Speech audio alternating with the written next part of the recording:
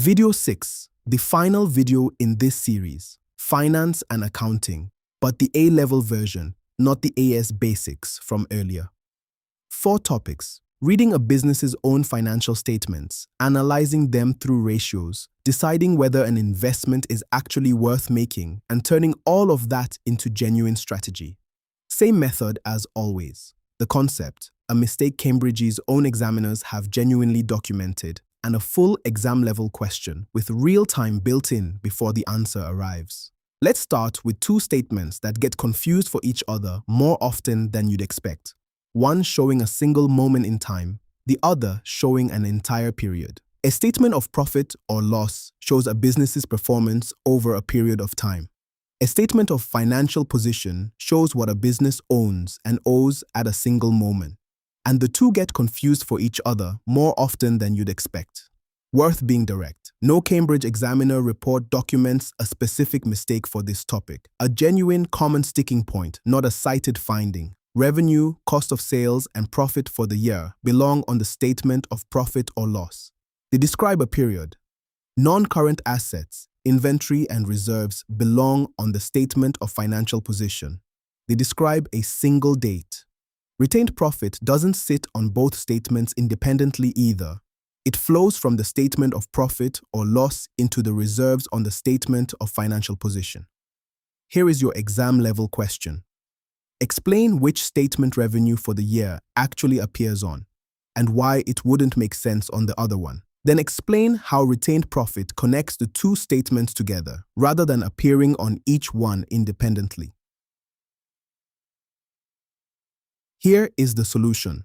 Revenue for the year appears on the statement of profit or loss, because revenue only has meaning as a period. How much was earned between 2 dates? It wouldn't make sense on the statement of financial position, because that statement only describes a single moment, not a flow of money over time. And retained profit connects the 2. Profit for the year is calculated on the statement of profit or loss, and that same figure then gets added into the reserves shown on the statement of financial position at that year's end. One statement feeds directly into the other, not 2 separate, unconnected numbers. Ratio analysis turns raw financial statements into 5 different lenses: liquidity, profitability, efficiency, gearing, and investment return. And one of those 5 gets its underlying formula simply forgotten more than the rest. Here's the first documented finding, the gearing formula itself unknown. This proved to be the most difficult of the 3 calculations. Some candidates did not know the gearing formula or did not know how to calculate capital employed. Here's the second. More than half of all candidates getting a ratio wrong, reaching for the wrong figures entirely. Some candidates carried out this calculation correctly. However, more than half of all candidates gave an incorrect answer, typically by using the wrong figures, such as earnings per share. Here is your exam-level question. Calculate a gearing ratio using the correct formula and the correct figure for capital employed. Then calculate a dividend cover ratio using the correct figures, not earnings per share. Here is the solution. Gearing is calculated as non-current liabilities divided by capital employed multiplied by 100. And capital employed itself is non-current liabilities plus total equity, a figure many candidates simply didn't know how to build. And dividend cover is calculated as profit for the year available to ordinary shareholders, divided by the total dividend paid, not earnings per share, which measures something related but genuinely different, profit per individual share, not how many times the dividend is covered by profit. 2 topics down, financial statements and analyzing them through ratios. A formula simply unknown, for gearing specifically, and a ratio calculation where more than half of all candidates got the wrong answer, reaching for the wrong figures entirely. 2 topics left. Deciding whether an investment is actually worth making and turning the numbers into strategy. Investment appraisal decides whether a project is actually worth the money before it's spent. And one specific formula gets the wrong number substituted into it more consistently than almost anything else in this syllabus. Here's the first documented finding, confirmed independently across 3 separate examination papers in the same session. The accounting rate of return formula with the wrong figure in it. Many candidates did not use the equation stated in the syllabus, with the most common error being to use the capital cost in the calculation rather than the average investment. Here's the second, confirmed across 2 separate sessions, net present value, with a step simply missing. Candidates understood how to discount future cash flows, but many did not deduct the capital cost from the discounted cash flow. Here is your exam level question. Calculate the accounting rate of return using average investment, not capital cost. Then calculate net present value, making sure to actually deduct the capital cost from the discounted cash flows. Bulks. Here is the solution. Accounting rate of return is average annual profit divided by average investment multiplied by 100. An average investment is the capital cost plus the residual value divided by 2, not the capital cost alone.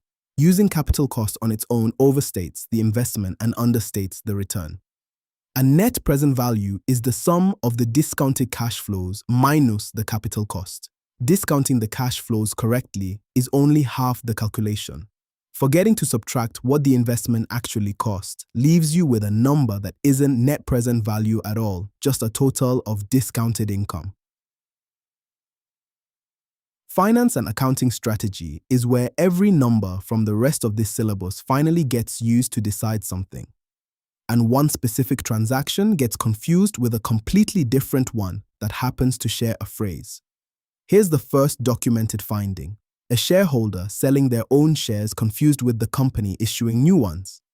Very few candidates used their answer to the previous part in their response to this one. There was some misunderstanding of the question, confusing shareholders selling their individual shares with the company selling more shares to raise finance. Here's the second. A highly geared company simply assumed to be unable to borrow anymore. There was some misconception that a highly geared company would not be able to raise further long-term loan finance. Here is your exam-level question. Explain the genuine difference between a shareholder selling their own shares and a company issuing new shares. Then explain why a highly geared company isn't automatically unable to raise further loan finance. Here is the solution. A shareholder selling their own shares is a private transaction between that shareholder and a buyer. The company itself receives no money from it at all. A company issuing new shares is the company itself raising fresh finance, genuinely different transactions that happen to share the word selling. And a highly geared company isn't automatically shut out of further borrowing. A lender assesses the specific loan, the security a business can offer against it, and its ability to service the new debt, not gearing level in isolation. Higher gearing makes borrowing more difficult and often more expensive, but it isn't an absolute barrier.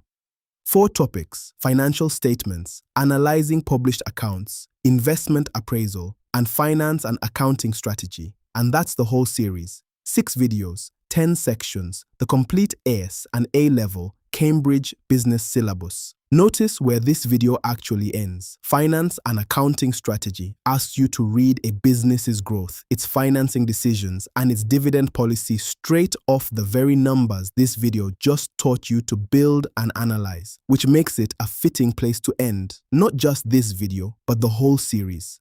Every functional decision covered across these 6 videos, human resources, marketing, operations, strategy, eventually gets measured against the accounts.